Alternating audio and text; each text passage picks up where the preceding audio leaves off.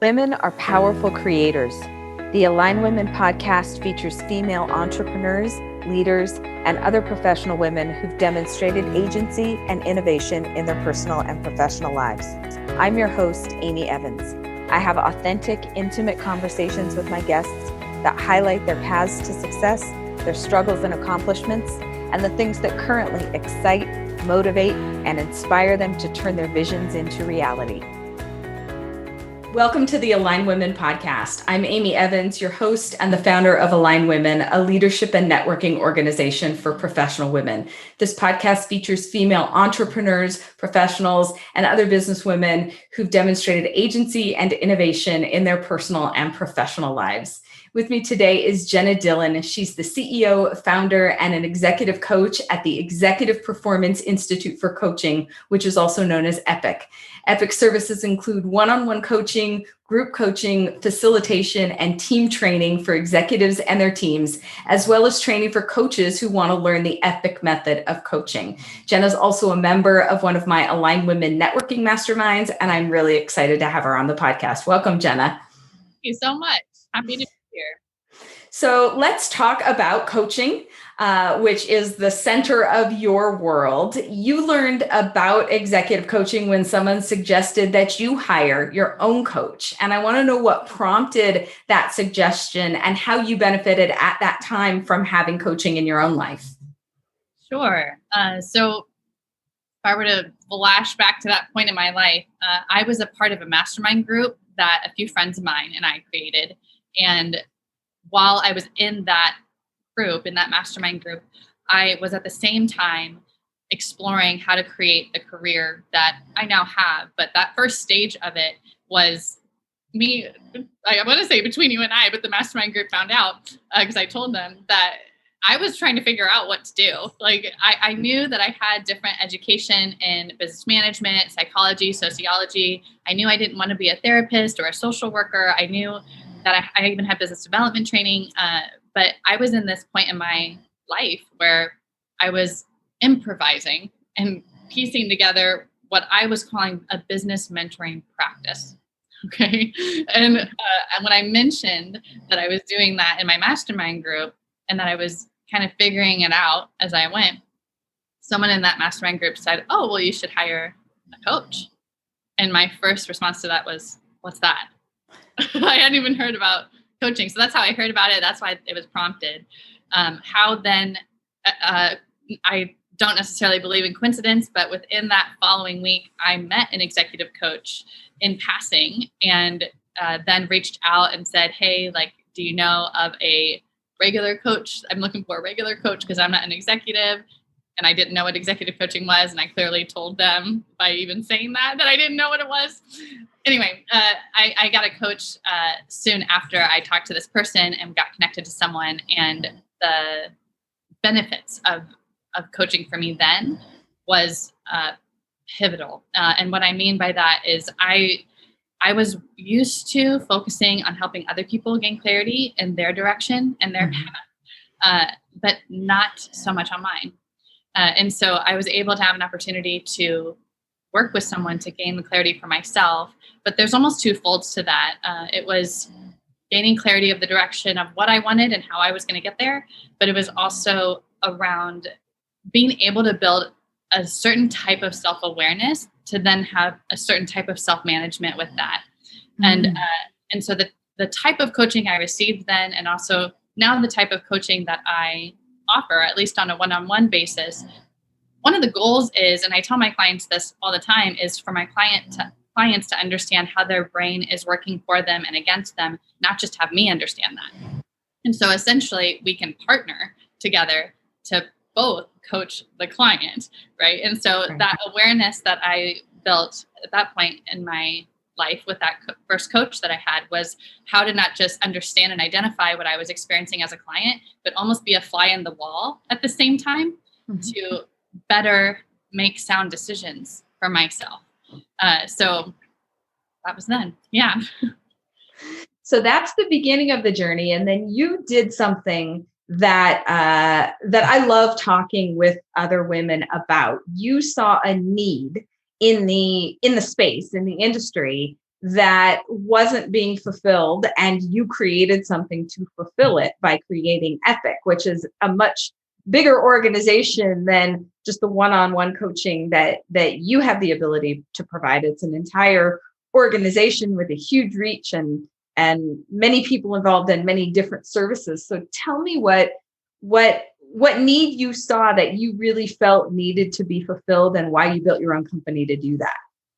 Yeah. So I saw a opportunity with the people that I know now and even knew at the time when I was putting the company together, that one, were experts at what they were doing in their own careers, but there wasn't a coaching firm that was able to train the type of caliber with these type of experts coming together that would not only train and develop executive coaches, but would also work in company culture and leadership development with companies. And so these people are, change management consultants, business consultants, merger and acquisition specialists, and executive coaches, even keynote speaking coaches, right? Mm-hmm. So you get a really eclectic range of experts in fields that don't normally come together to work together in a team for companies or for training programs for executive coaches.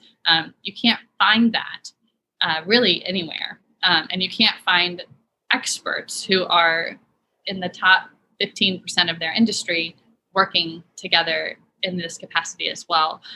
So one, that excited me because I'm like, ooh, I get a platform where I can also learn, because these people are better than me in a lot of these areas.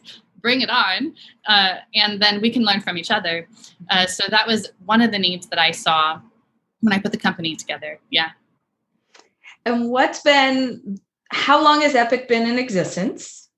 Oh gosh.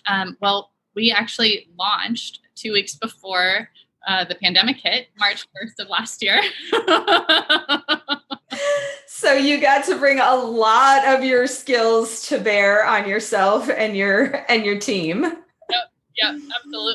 It's been a ride. It's been a good ride, but a ride, not just all rainbows and butterflies. Right. So other than the challenges of the pandemic, I'll skew this question on a personal level. What's been the most difficult part of developing this business for you personally? What skill set have you really had to build and grow as part of this process? There's a couple components to this. So one, and just to kind of give you some context even to my answer, because it's going to be through my own filter, I'm very right and left brain oriented. So I am a creative, I am imaginative, I'm intuitive, but I'm also very analytical, very strategic, very intellectual, and very linear with creating processes. And so knowing that I think that's actually one of the things that I bring value to, because I can ping pong between being right and left brain oriented with the work that I do. So I want to keep that alive. And when I started Epic, and even now, like while we've been in business up until even this point, being able to keep both of those parts of my brain in check and parts of myself in check is a challenge, because there's a number of different hats that now I wear in the company. Yes, I'm the CEO and founder, but let me break that down a little bit. Like, I'm also a content creator. I'm also an educator. I'm also a facilitator working with company clients. I'm also a one-on-one executive coach. I'm a team coach for, I'm an executive coach for teams. I'm also running advisory board meetings. I'm also a mentor to trainees in our training program. So and then I'm a program director, right? So, or producer even. So, and then a business development or talent acquisition. So I'm wearing all these different hats that it's fun. It's really exciting, but it's also a blessing and a curse, because then with that, I've had to learn, and I'm still in process learning it, how to switch those hats sometimes on a dime, because I'll have 6 different meetings in a day where each require me to wear a certain hat. So that compartmentalizing and going at a fairly quick pace can put me more into that analytical brain and not necessarily keep my creative juices alive.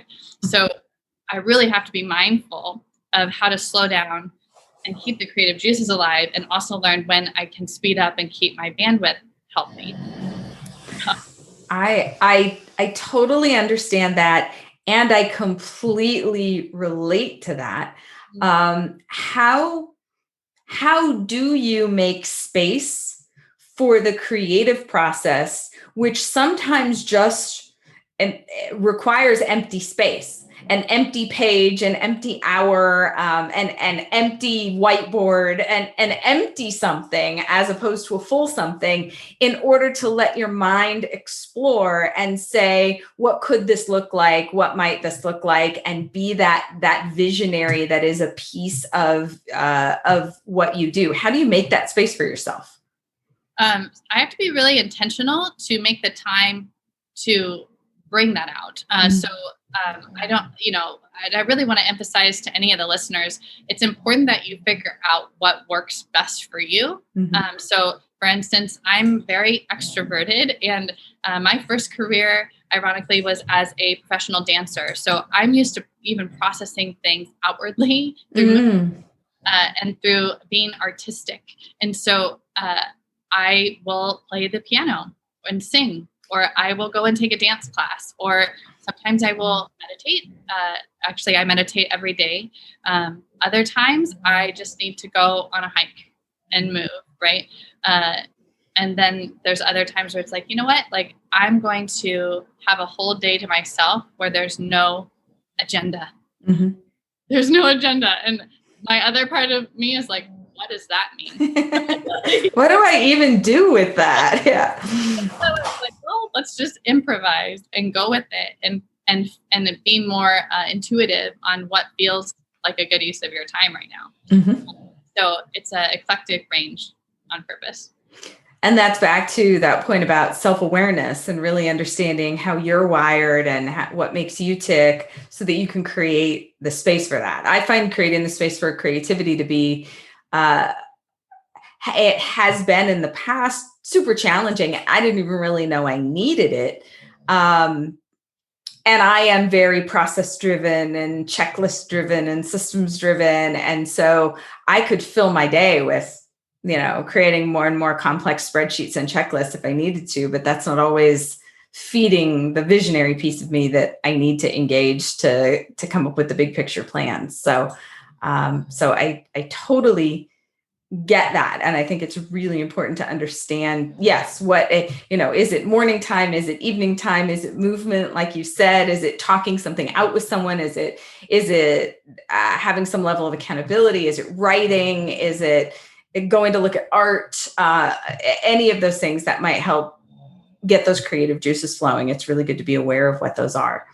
Yeah. And I think for me, it's this, if I can get myself really present to the moment, because my analytical side, my visionary side, the visionary side can get me in the future, but even my strategic, like linear thinking, I can get so caught up in the future about what I'm creating for it and what's for it. But if I can focus back on being present in the moment, it's a release of stress, of anxiety, of overwhelm, and more joy for yourself, right? So, there's that presence that I think is a big part of it for me.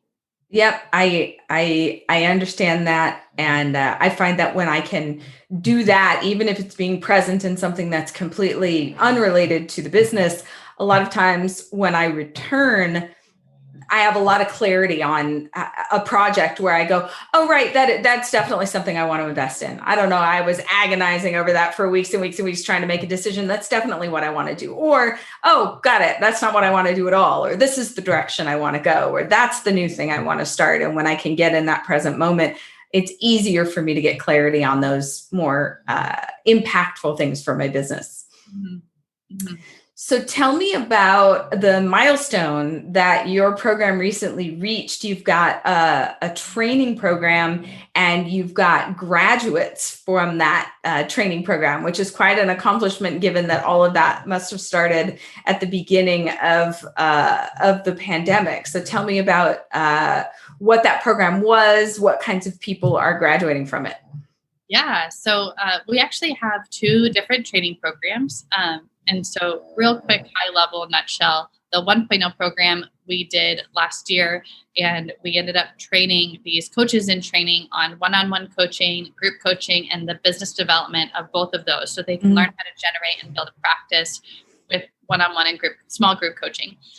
Then this current program that we have this year, it's our 2.0 training program. And this is, think of it as like coaching to the masses. So for company clients and then some. So they're learning not only how to implement the coaching principles in these spaces, but also how to integrate what they need for these spaces in terms of what's required of them in it. So what I mean by that is they're learning facilitation, how to be a facilitator in meetings. They're learning how to do interactive workshops and webinars as a trainer, and they're learning how to do keynote speaking and the business development of all of those to be able to work with company clients, corporate clients. And so as they have been progressing into the programs, they're creating tremendous results for themselves. Some of them are actually in the program to be an executive coach. And then we have others who are in the program because they are learning the skill sets on how to be a better leader in their own company. So it's neat to see how they're supporting each other, how they're integrating the content and what they're learning and practicing it in time during the program in their own work.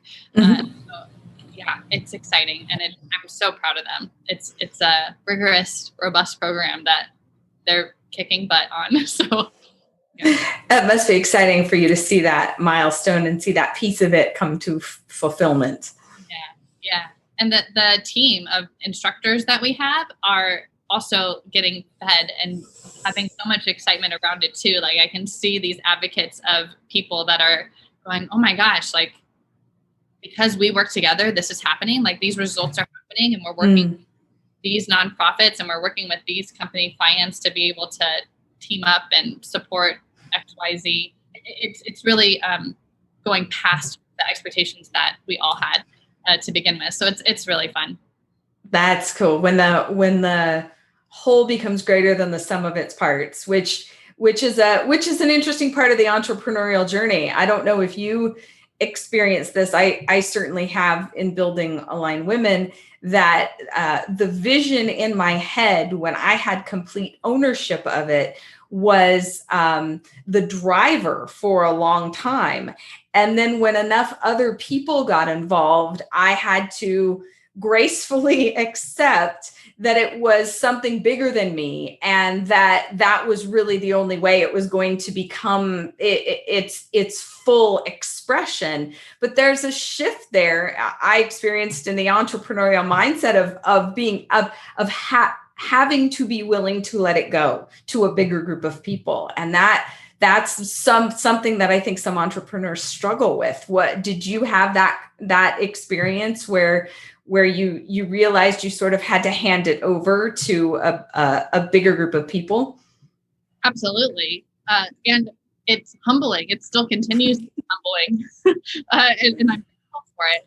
I think whether it's an entrepreneur or whether it's some individual that has nothing to do with a company that they're starting, because we care about something, we can then easily put expectations on what we want it to look like. And that can be where we limit ourselves in so many ways. And so, like being open to it, not necessarily like pursuing what the growth of it, but also being open to how it's going to take its own form. Because there are people around me who they will have naturally, because we're all different strengths, and they're going to be better at different things than I am. So let's explore and find out what that is and how we can form something together. Yeah. Yep. So you said something that really struck me. You said, in your opinion, the biggest leadership challenge that most people face is that they drastically underestimate what they are capable of. And I imagine that you made that statement because you see that over and over again in your coaching. How does that show up when you're working with either a one-on-one client or you're working with a team? And how does coaching help someone to overcome that? Oh gosh. Okay. So where do I start? So I would say overall, one of the reasons where I see that can show up with individuals and companies is going back to what I said, is because we care about something, whether it's ourselves and what we want to accomplish or what we desire in our lives, we then will create an idea of how we want it to look. Mm-hmm. And the more we almost calcify and have it to ourselves that this is what it's going to look like if I am successful, that is very narrow minded, and it can be very limiting. And by the way, it also emulates how our brain will process and think very linearly because it's trying to keep us alive. And so we have to have it look like this because then that means we're safe, right? Right.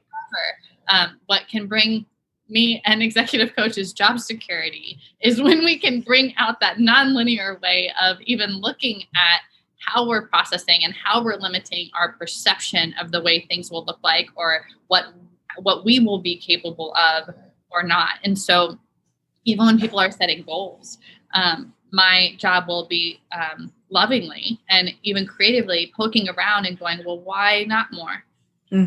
Why not accomplish more? Why not see if we could accomplish more? And underneath a lot of different, I'll say, strategies, whether they are conscious or unconscious, there can be avoidance strategies of, well, they don't want to be a failure, or they're afraid of success, or they have all these fears underlying that they might not even realize that are underlying why they created the goals to begin with and why the goals don't look different, right? And that's part of, essentially, whether it's in a one-on-one conversation, whether it's working with a team and looking at how they're collaborating or not, or how they're leveraging each other or not, you start to pull out some of that. You start to uncover or help them even see, more importantly, help them see how they're limiting themselves. And then once you have that awareness, what's more powerful, because awareness is gold, right? But people can be addicted to insights, whether it's in personal development, whether it's professional development,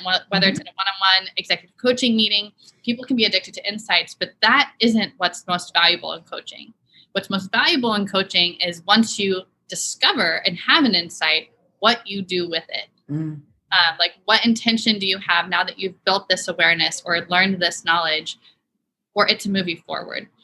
So that implementation is such a crucial part. And then the intention as well. So, and I imagine, and what follows the intention is the accountability piece, which is also an incredibly valuable part of coaching, that now you've got a person who is invested in what you're doing and is going to follow up with you because you've engaged in a relationship with them. And so now you've got someone outside of your own head who is invested in making sure that you are taking the actions that will get you to that place that you've said that you want to go.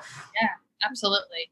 And there's an integrity piece to that, right? Because it's not just they, being the individual or the company, are accountable to me. It's, what about them being accountable to themselves? Yeah. If they haven't been, I wonder why not. Like, right. And then you can really start to, in a great way, like, piece together the mindset that they used to have that perhaps wasn't aligning up with the goals that they wanted, or the things that they could actually create and generate for themselves, mindset and strategy and vision in terms of goals, that could actually help them be capable of far more than they thought they could.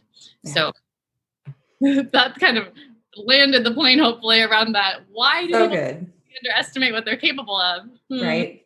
Well, and you're also, if you want to go into a little more woo-woo, which I do all the time, sort of Joe Dispenza, quantum theory, stuff.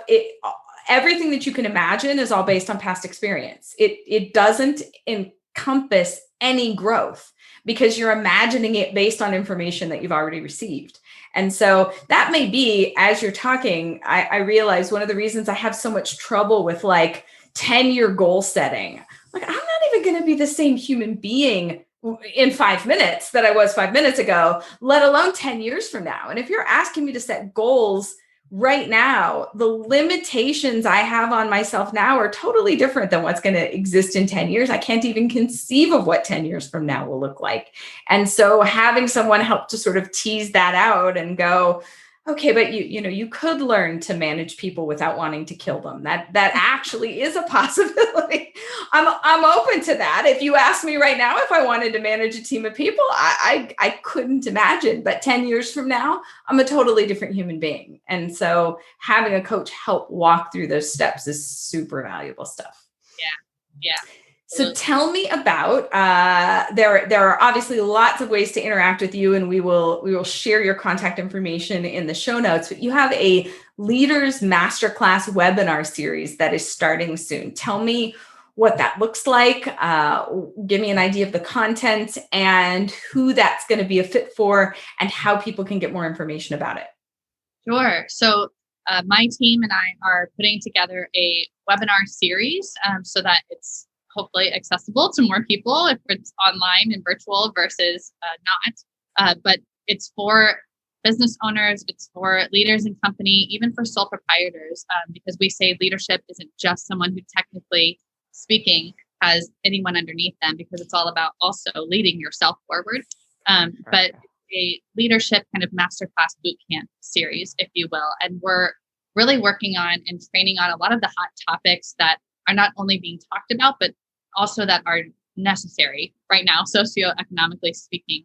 So whether that is diversity and inclusion, whether that is looking at, diversity and inclusion is actually a huge topic, but even psychological safety in a culture, because there's been so much change in a culture because of hybrid workspace or hybrid workspace settings, and then looking into how do you build your leadership with, now that we're coming out of a season of having the global pandemic, what's next, right? Like we take what has been this transitional phase, if you will, or chapter, if you will, and just pin it, or what do we do with it?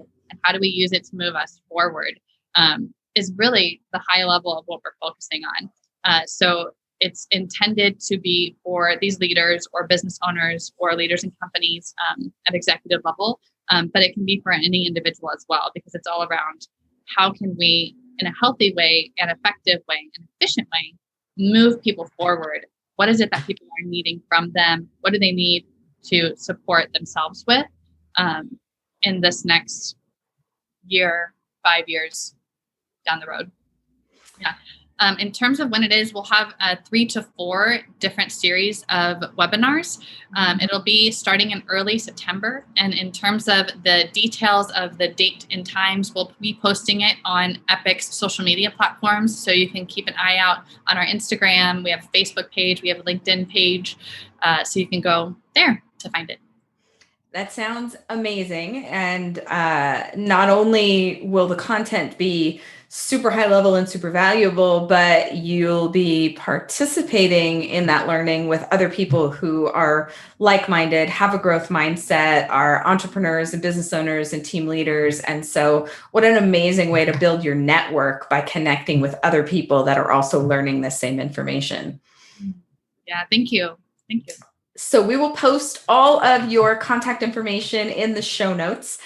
Give us Epic's website so that we've got something that people can go to right away if they are interested in learning more, connecting with you. It's our full name, Executive Performance Institute for Coaching.com. Perfect. Wonderful. It was so good to have you on the podcast, Jenna. I appreciate all that you shared. I love speaking with you. You always have interesting insights, and I am excited for that masterclass series in September. Thank you so much for having me, Amy. It's been a pleasure. Thanks for listening or watching the Aligned Women podcast. Look for more amazing guests at our website, alignedwomenpodcast.com. Thanks for listening to the Aligned Women podcast. You can find more episodes with more amazing women at alignedwomenpodcast.com and visit alignedwomen.org to learn more about our leadership and networking organization. This is Amy Evans, and you've been listening to the Aligned Women podcast.